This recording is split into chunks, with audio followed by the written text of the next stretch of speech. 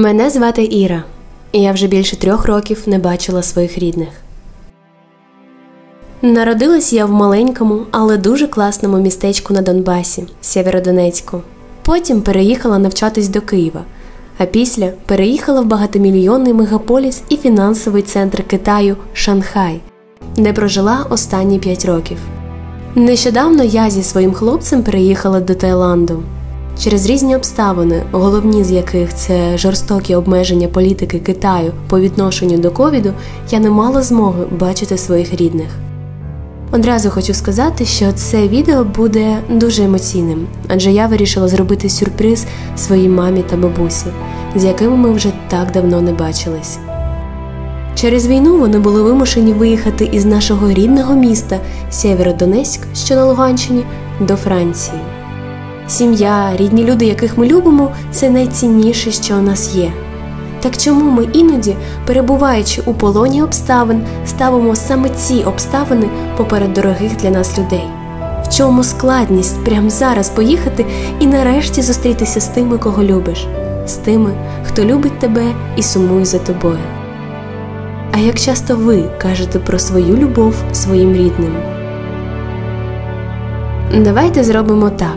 Натисніть стоп на цьому відео і подзвоніть рідним. Прямо зараз. Скажіть, що ви їх любите і цінуєте. Їм буде приємно. Ну а потім повертайтесь до мене, щоб додивитись це відео до кінця. Ось так, плануючи бізнес-поїздку, я вирішила прилетіти до Франції, щоб зустрітися з сім'єю. Квитки були куплені. Почалися збори. Виявилось, що в мене не було з собою ніяких теплих речей, адже я всі відправила з Китаю напряму в Україну. Але коли ви їдете до мами, яку не бачили 3 роки, ніяких перешкод на шляху не може бути. Чи не так? Дуже сумно було залишати Макса, адже ми тільки-но звикли до нашого нового ритму життя, до життя на острові. Тому я наварила йому кастрюлю борща перед відльотом, щоб він не сумував. Сумно було залишати Мімію. Але мені треба було планувати сюрприз, як правильно все зробити, адже я ніколи не була у Франції. Моя мама живе у маленькому містечку на півдні країни. Спитати в неї я нічого не могла, адже вона взагалі навіть не здогадувалась, що я планую зробити. Щоб ви розуміли, я навіть сторіс в інсті постила типу з Таїланду протягом усієї моєї дороги до неї, щоб вона думала, що я й досі там.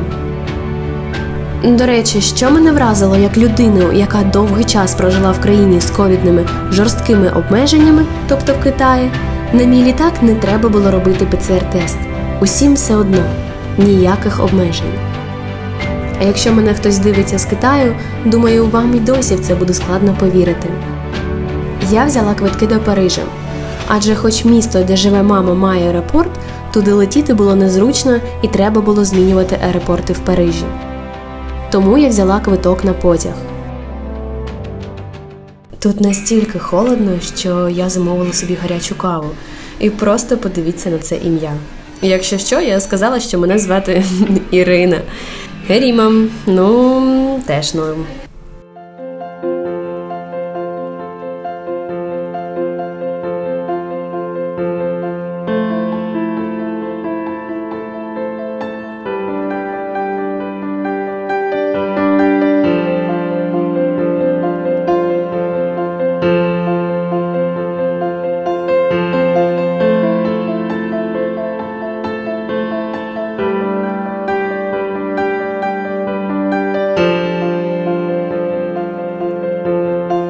Чотири години, і я на місці.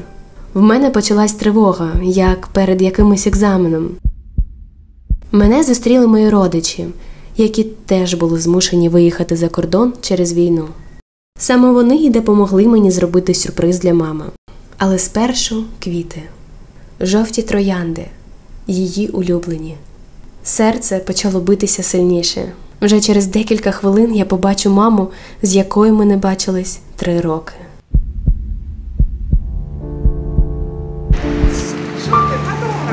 Да, я фотограф. Доставка цветов! Привет! Подождите, я не поняла. Рада видеть.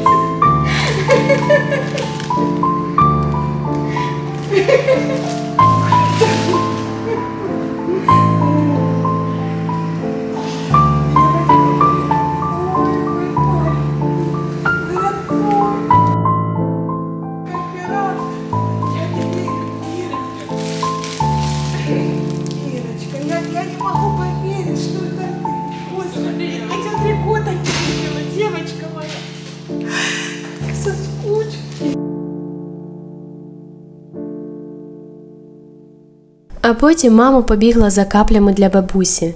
Адже для такої зустрічі треба було підготувати тендітне серце моєї 89-річної бабусі. Насправді ми всі трохи хвилювалися, як вона сприйме моє повернення. Здрасте, бабуль! Бабушка, тебе.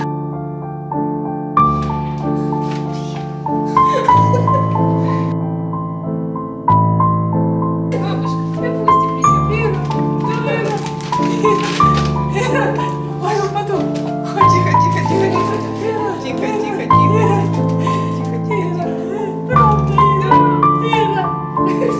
Бабушка, с поезда, Ира, да. Тихо, тихо, Света, Света, держи.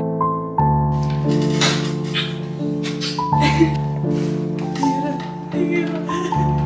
Ну, все радуются, это все просто.